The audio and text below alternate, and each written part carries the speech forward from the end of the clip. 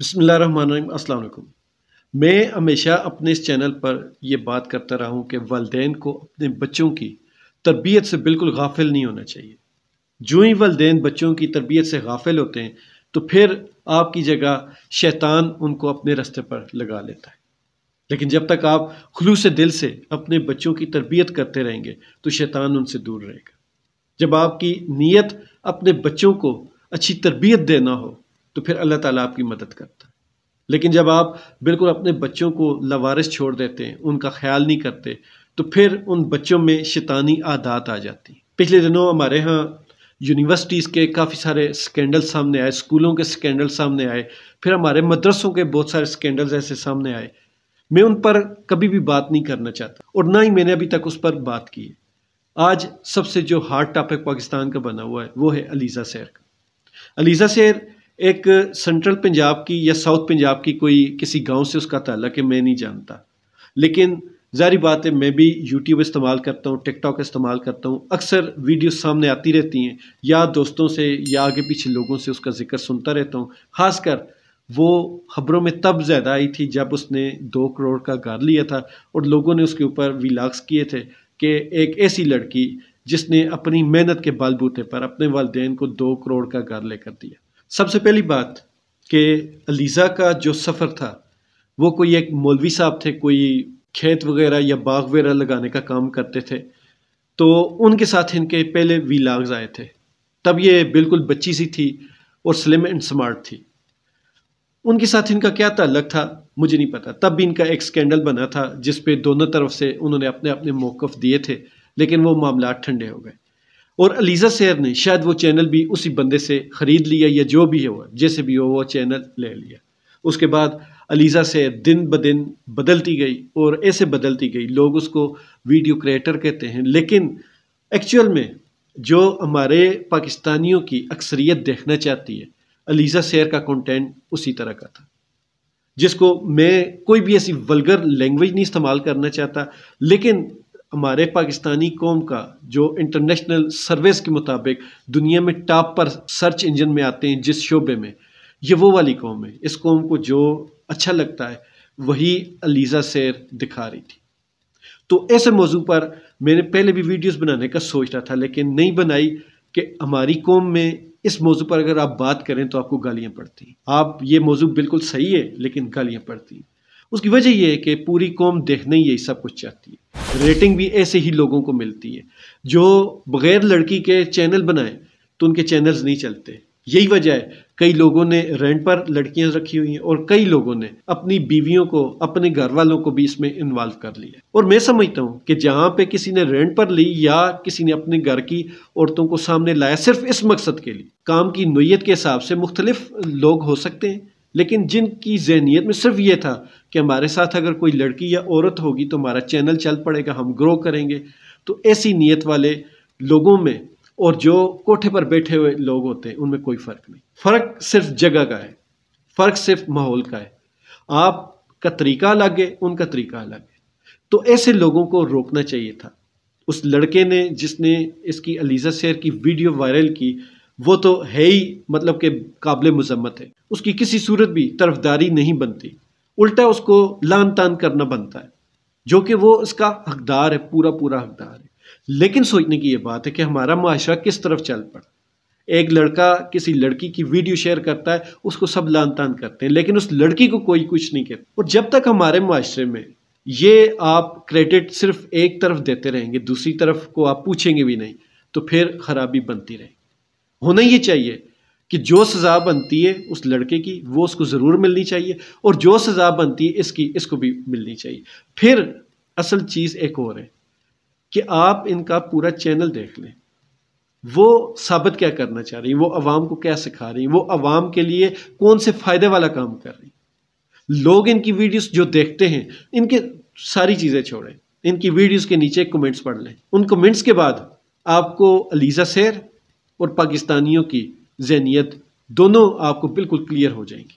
کل ان کی ایک ویڈیو میں نے دیکھی، یہ والی، اس ویڈیو میں جس طرح وہ غصے میں تھیں، جس طرح وہ گالیاں دے رہی تھیں اس لڑکے کو، اسے بھی اندازہ لگائیں کہ یہ اپنے ویلاگز میں کافی معصوم لگنے والی کس قدر حسیلی ہے۔ پھر چلیں وہ آپ کا ذاتی معاملہ ہے، میں اس کی کبھی بھی طرفداری نہیں کروں گا کہ ایسا ہونا چاہیے یا نہیں ہونا چاہیے، یا میں یہ کہوں گا یہ مکافات عمل ہے، نہیں، دونوں طرف سے غلطی ہے، دونوں طرف سے غلطی ہے۔ لیکن اصل چیز یہ ہے کہ عوام ہماری کس طرف چل رہی ہے، اور عوام اس قدر فرسٹریٹڈ ہو چکی ہے کہ وہ مطلب کہ اس کو اگر میں بہت گندا سا لفظ استعمال کروں نا، ٹھرکی بنتا ہے یہ، مطلب میں نے بالکل ہلکا سا لفظ استعمال کیا۔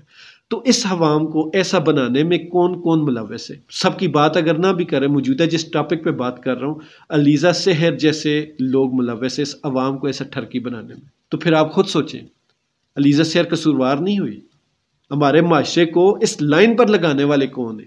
جو بھی اسی طرح کا کنٹینٹ بناتے ہیں وہ سب کے سب قصوروار ہیں، اور اسی گندے سسٹم کا ایک حصہ علیزہ سحر بھی ہے۔ آج تک کوئی اس کے اوپر بات نہیں ہوئی، اسی وجہ سے نہیں ہوئی کہ ہماری عوام ایسے لوگوں کو دیکھنا چاہتی ہے۔ میں آج بات کر رہا ہوں، کمنٹ میں ضرور آ کر ان کے چاہنے والے بکواس کریں گے، لیکن اس کا کوئی فرق نہیں پڑنا، کیونکہ جو اللہ تعالیٰ کا حکم ہے پردے کا، وہ آپ دیکھیں نا، آپ بڑے فخر سے کہتے ہیں کہ گوروں نے ریسرچ کی تو اسلام کی یہ بات بھی صحیح ہو گئی، اسلام نے 1400 سال پہلے یہ بات کہی تھی اور گوروں نے آج اس پر ریسرچ کی اور یہ بات آج سچ ثابت ہوئی۔ تو بھائی جان، اسلام نے پردے کا حکم بھی دیا، اگر اس پر گورے ریسرچ کریں تو ان کی بھی ہے تو وہ اس کو تعریف ہی کریں گے۔ گوروں کے ہاں جو آزادی تھی اب اس کو بتدریج کنٹرول کیا جا رہا ہے، اس کو واپس کیا جا رہا ہے۔ وہاں پہ جو بچوں کو نہ مارنے کی ایک قانون تھا، وہ بہت سارے ممالک میں آہستہ آہستہ اس کو کم کیا جا رہا ہے۔ اس کی وجوہات یہ ہیں کہ ان کا معاشرہ بگڑتا جا رہا ہے، اور ان کو اب نظر آ رہا ہے کہ اسلام کا جو قانون ہے وہ بالکل بہترین ہے۔ دیکھیں، آپ کھانا کھاتے ہیں، کھانا آپ کے جب تک پیٹ میں ہے، آپ کو بہت زور کی حاجت محسوس ہو رہی ہوگی، تب بھی وہ کھانا آپ کے پیٹ میں ہے، تب تک وہ پاک ہے جب تک آپ کے اندر ہے۔ جو ہی وہ آپ کے جسم سے باہر آیا وہ گندگی بن جاتی۔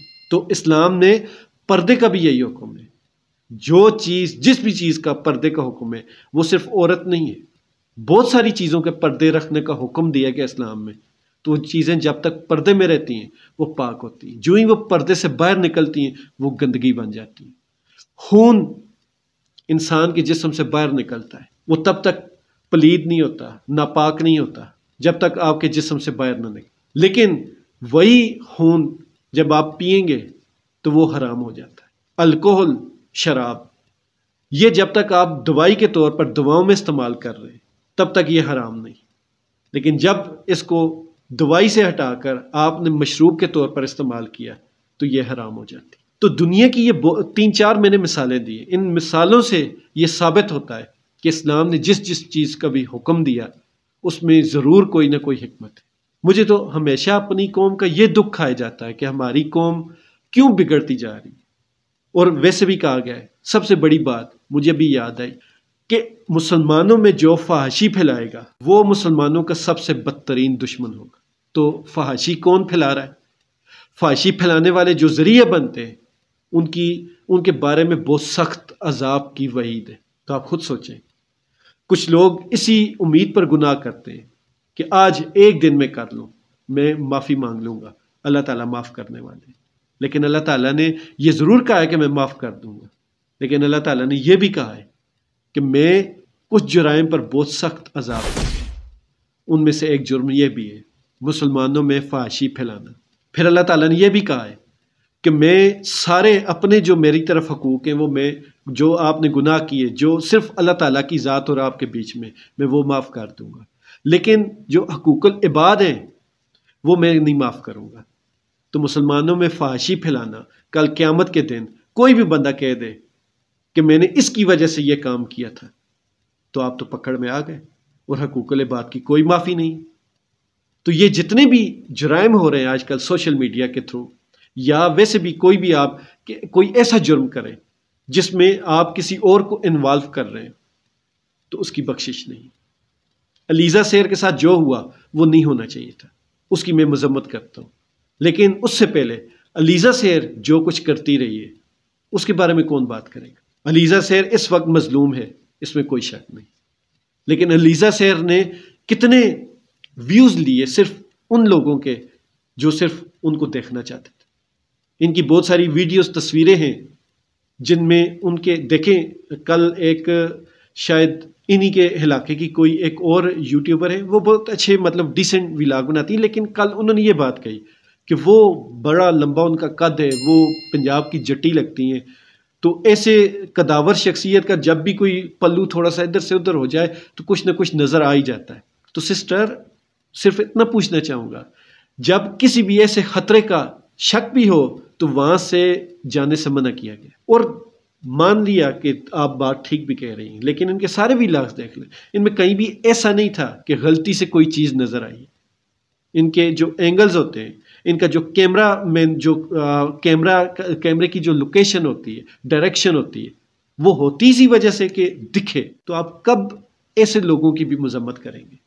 جب تک آپ ایسے لوگوں کی مذمت نہیں کر سکتے، آپ کو کوئی حق نہیں کہ ان کو مظلوم ثابت کرنا یا ان کے حق میں بات کریں۔ حضرت عمر رضی اللہ تعالیٰ عنہ کے دور کا واقعہ ہے کہ جب ان کے دور میں کہیں پہ شاید شام کے علاقے میں قحط پڑا تھا، تو انہوں نے چوری کی جو سزا تھی وہ معطل کر دی تھی۔ جب صحابہ کرام نے پوچھا کہ ایسا کیوں کیا، تو انہوں نے کہا جن کے پاس کھانے کو نہیں ہے ان کو میں کھانا تو دے نہیں سکتا، تو وہ جب چوری کریں گے تو ان کو میں سزا دینے کا میں حق نہیں رکھتا۔ تو جب تک آپ فحاشی پھیلانے والوں کو نہیں روکیں گے تو آپ اس طرح کے لوگوں کو بھی نہیں روک سکتے، جتنی مرضی آپ سخت سزائیں دے لیں۔